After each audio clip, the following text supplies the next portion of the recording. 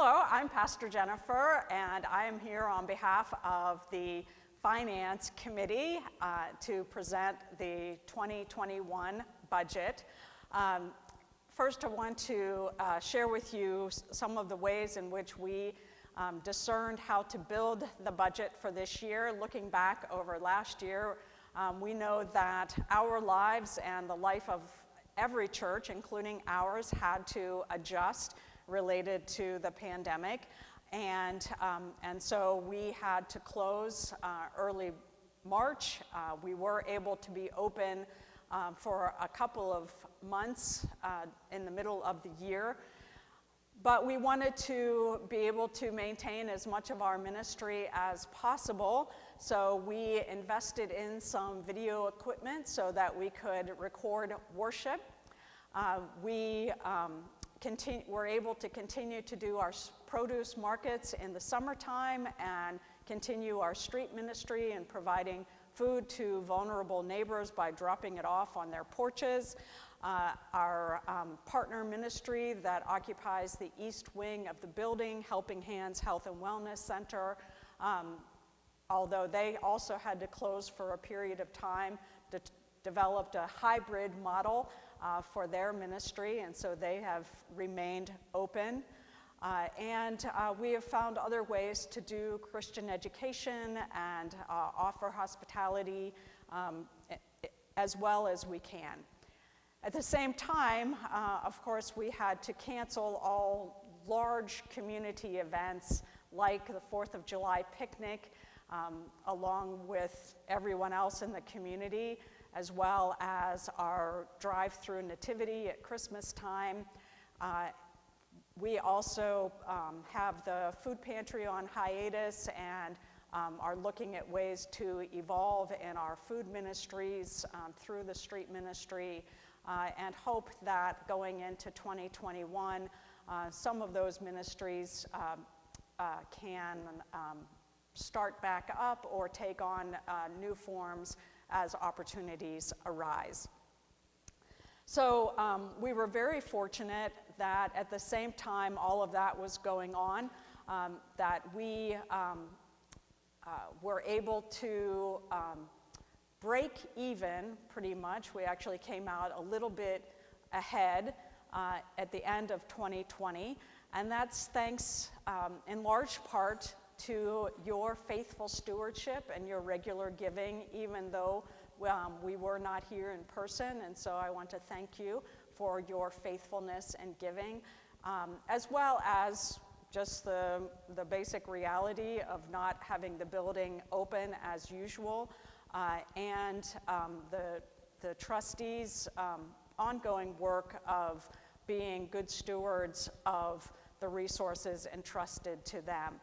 So thank you for your giving, and one of the things that the trustees did was to partner with an energy auditor, that we were able to do so for free through a grant, and so they made several suggestions to us that we have been working on as the trustees to make our building more energy efficient, which is good for the environment, being good stewards of the environment, as well as good resources of the building and our finances. So we are very grateful that we are starting 2021 on a very solid financial footing. So when we were trying to determine how to build a budget for 2021, we decided that we would do so both optimistically and realistically. And so looking at the big picture of our budget, we determined that we would plan for us to be open at 100% ministry. So even though we are here at the end of February and are not at that point, we want to be prepared to be able to be open when that time and the opportunity arises. So I'll be looking at some of those details in a little bit more detail, a little bit further, but I want to mention that As you see in the pie chart, most of the budget is for staff and facilities, and that is typical of church budgets, but we need to remember that, that those two budget items are essential for ministry to take place. So in order for our food to be stored safely so that we can distribute it to people in need, we need to have electricity and gas and the building open. The same applies for Helping Hands Health and Wellness Center. In order for us to provide, for them to provide health care, we need to have a building that is well cared for and that we are able to pay for those facilities.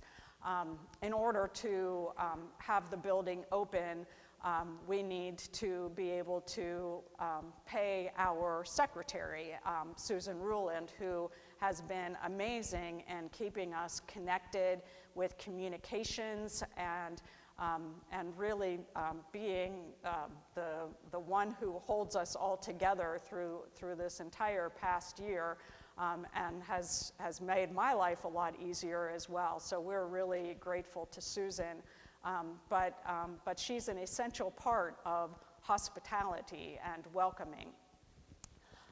And the staffing of our, for worship, of our music and your pastor, and the nursery worker, Nina Klaus, are central to our worship life and our Christian education with our Sunday school teachers. So all of that feeds into fulfilling our vision of following the example of Christ by welcoming, nurturing, and serving all people with love.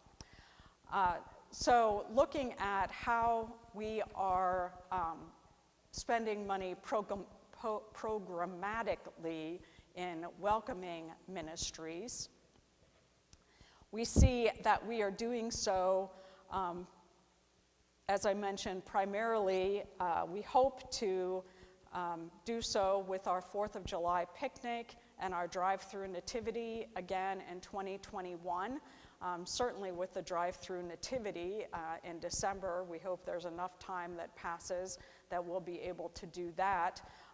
If a 4th of July picnic does not occur, perhaps when things are able to be in full swing, we can have a community celebration to be together, whether that's July or September or November, whenever that happens, or perhaps there are other ways that we will have opportunities to offer hospitality and welcoming events to our community. So we see that budget is $6,500.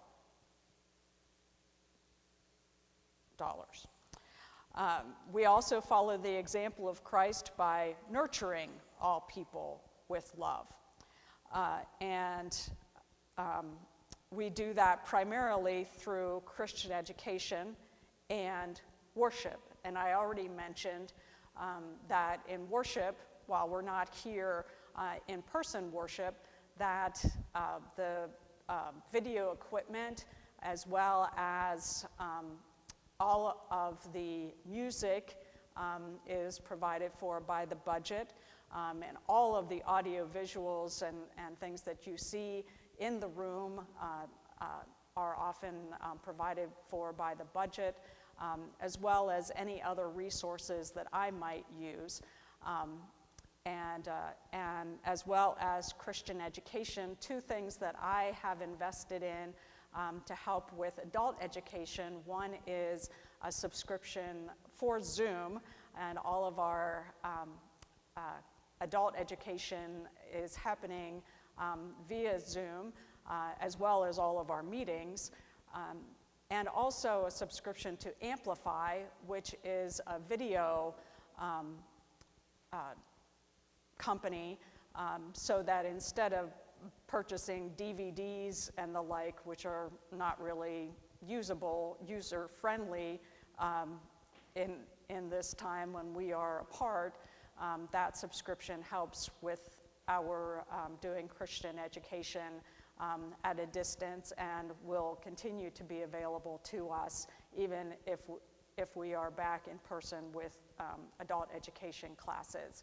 As far as children's education, back in Advent and again in Lent, our Sunday school teachers put together wonderful packets of Christian education experiences, educational games and activities and the like, and hand-delivered them to our students, so that in both Advent, Christmas, and now in Lent and Easter, we can continue to keep in relationship with the kids and their families, and they can continue to learn the stories of Jesus and the significance of the stories of our faith. So we are grateful to our teachers, and also our budget supports those resources as well.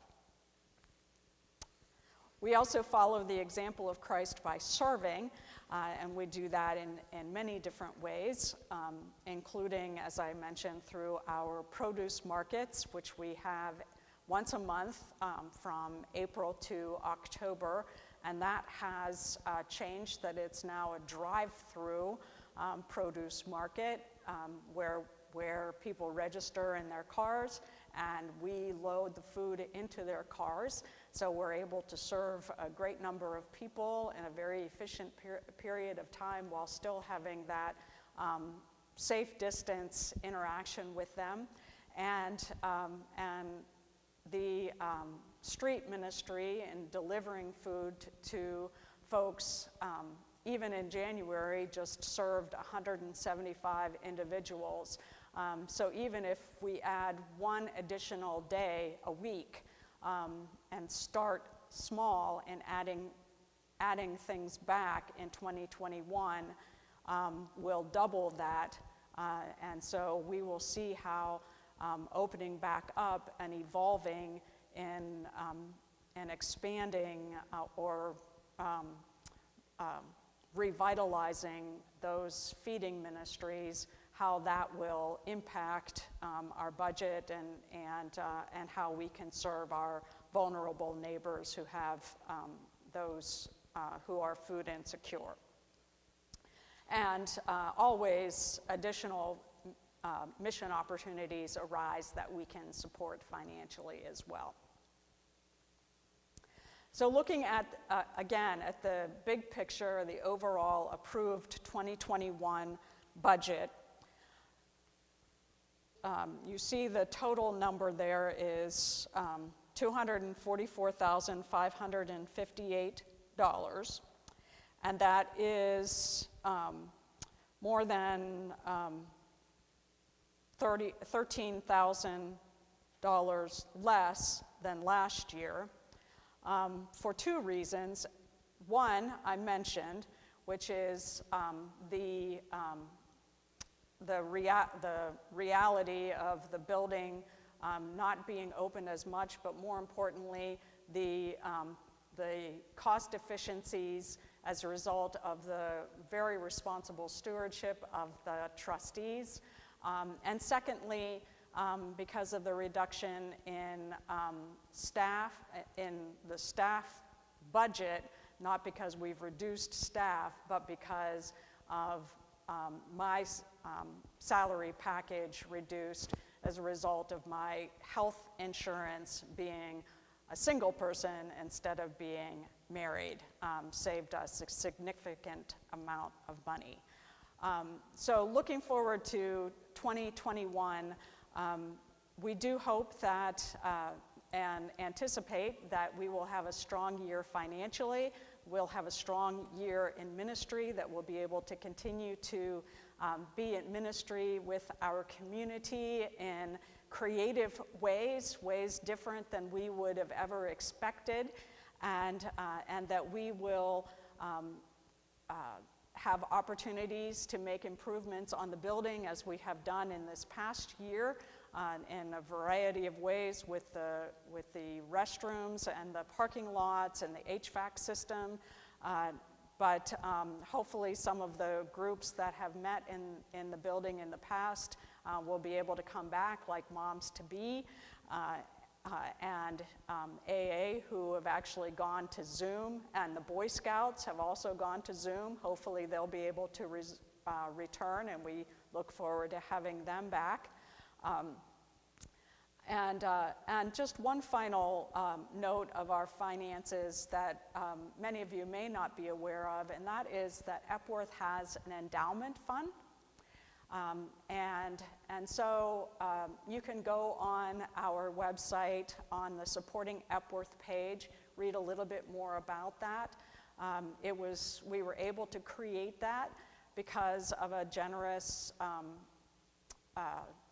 legacy gift when a member passed away a couple of years ago, and it has grown because of additional gifts in the same way.